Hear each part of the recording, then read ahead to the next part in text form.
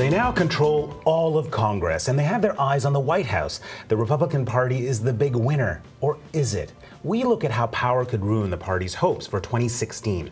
Also, another win for pot power. I'm Affan Chowdhry. Welcome to Globe Now. It is a Republican Party wave. In midterm elections, Republicans have increased their grip on the House of Representatives, and they've snatched control of the Senate from the Democrats. All of Congress is in their hands. All that's missing now is the White House, and they'll have a shot at that in 2 years. So, is this the beginning of a long Republican Party reign?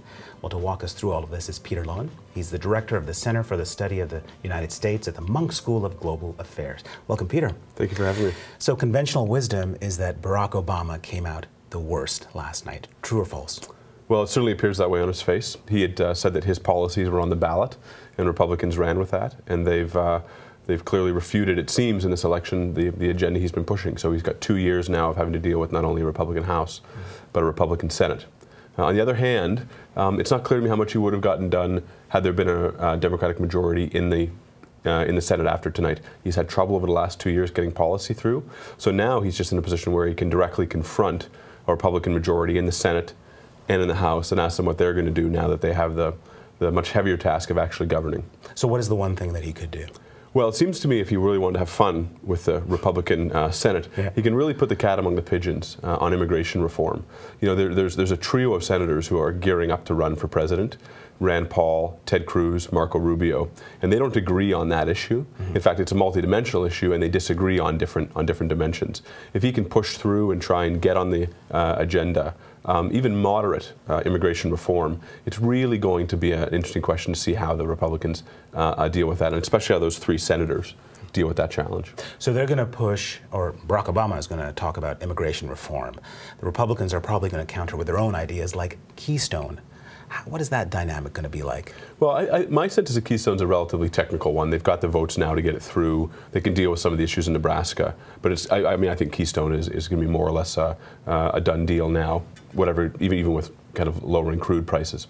The more difficult thing for the Republicans is going to be to decide whether they are spending the next 2 years trying to dismantle what Obama's done or to put forward an alternative agenda in some sense. And you heard this morning or last night Ted Cruz saying that he's going to, at every opportunity, do what he can to pass legislation dismantling Obamacare and wait for the president's veto and to put that confrontation on point all the time. I can't imagine Mitch McConnell's going to want to spend 2 years just pulling things apart. So I think that things like Keystone will be easy, but that fight within the Senate to figure out what kind of agenda they're going to push forward and then trying to reconcile that agenda among those three senators is going to be difficult. What is your sense stepping back and looking at the Republican Party's future? It's a very interesting one. I mean, I think that in the short term they're certainly favored, right? I mean, they have this great base in the South. They've got a great base in the Midwest. And they've really built up, it seems like in this election, built a good machine. They've kept down extremist candidates, and they look like a more kind of fit party than they were even 2 years ago. But the long-term trends, even 10, 12 years out, don't favor this party in terms of demographics. You've got a growing Hispanic population. You've got growing sort of social liberalism in America. And I think it's difficult for the party to square itself against that. I think its elites know that, and they know it intuitively, and they know it analytically. But they've got to try and kind of pull along the activists and the people who are at the more extreme wings of the party to have them kind of have that view that on some issues, particularly on issues around immigration and the Hispanic population, they've got to moderate themselves. So let's talk about the missing piece of the puzzle, which is the White House. They're going to have a shot at that at 2016. You know, in terms of the Republican senators, you mentioned those three. I mean, how are they feeling the morning after, you know, their party has grabbed control of the Senate? I have to wonder, you know, because if you're Ted Cruz, you got a lot of mileage in the last 2 years being a very oppositional figure. And now it's actually, he's in a weaker position in some sense in that he's not going to be in the leadership and he can't really oppose what they're doing too actively lest he sort of engender opposition within the Republican Party. I think it's a little easier for Rubio. It's certainly easier for Paul. He's got a good position. The two guys who must be watching this with a lot of interest are Scott Walker, governor of Wisconsin, and Chris Christie, governor of New Jersey. Because for them, they can keep governing. Governors can show what they would do or what they do when they're in power, and watch these three senators jockey among each other to try and get the optimal position. And none of them have formally declared, and we'll have to wait and see whether they want to run for president. But you know, another one who fits in that category is Hillary Clinton. Indeed. How is she feeling this morning? I really wonder what her thoughts are on this. She's had such a long career and such a storied one that it's hard to know which Hillary Clinton is going to appear in 2016. Not to say she's a flip-flop or anything, but she's manifested herself in different ways. And is she going to run to the right or to the left of Obama when she decides to declare for the presidency? If, for example, the Republicans make a point of taking apart Obamacare, what does she say? Does she criticize the signal achievement of a Democratic president, which is very in line with the party's traditions and preferences? So it's difficult. I think she's a deeply talented person, and she'll do what she normally does, which is sit and wait and think about this and find a way through it that'll be to her advantage. But I think she's going to be, my suspicion is, laying pretty low for the next year, watching what these guys do in the Senate. And the bottom line in U.S. politics is that it's 2014, there's a presidential election in 2016, and very soon that window of opportunity for Barack Obama to get things done is going to close. I think that's right, if it hasn't already. Yeah. Interesting. Thank you so much, Peter Loewen. Well, we want to hear from you. What do you think the Republican control of Congress will mean for the U.S. and for Canada? Tweet us at Globe Now. So, more than 100 million people have voted in the U.S., but they weren't just picking politicians. There were 147 ballot initiatives across the country on things like abortion, guns, taxes, minimum wage, labeling of genetically modified food, and wait for it, pot. Here's a look at how people in the U.S. are shaping marijuana policy.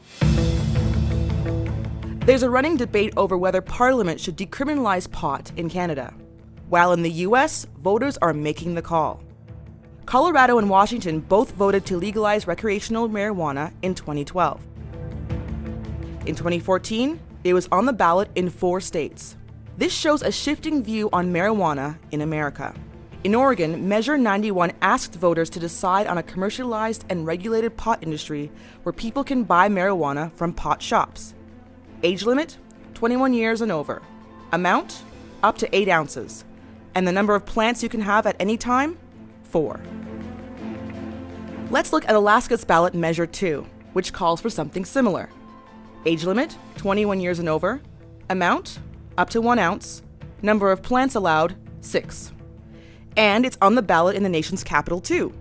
Washington, D.C.'s Initiative 71 doesn't go so far as creating a government-regulated pot industry like in Oregon and Alaska, but it's still pretty pro-pot.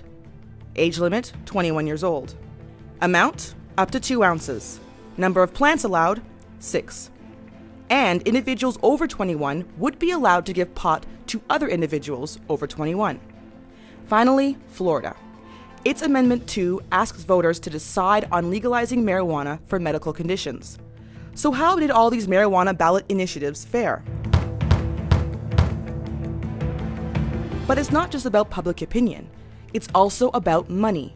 Taxing pot can be lucrative for states. Washington State is expecting $25 million in tax revenue by the summer of 2015. But estimates can be off. For the last fiscal year, Colorado estimated $33.5 million in recreational pot tax revenue. What it actually got? $12 million. That's all for today's show. If you've got a moment, hop onto Twitter. What do you think Canada can learn from the U.S. experience on legalizing marijuana? Tweet us at Globe Now. I'm Affan Chowdhry. Thanks for watching.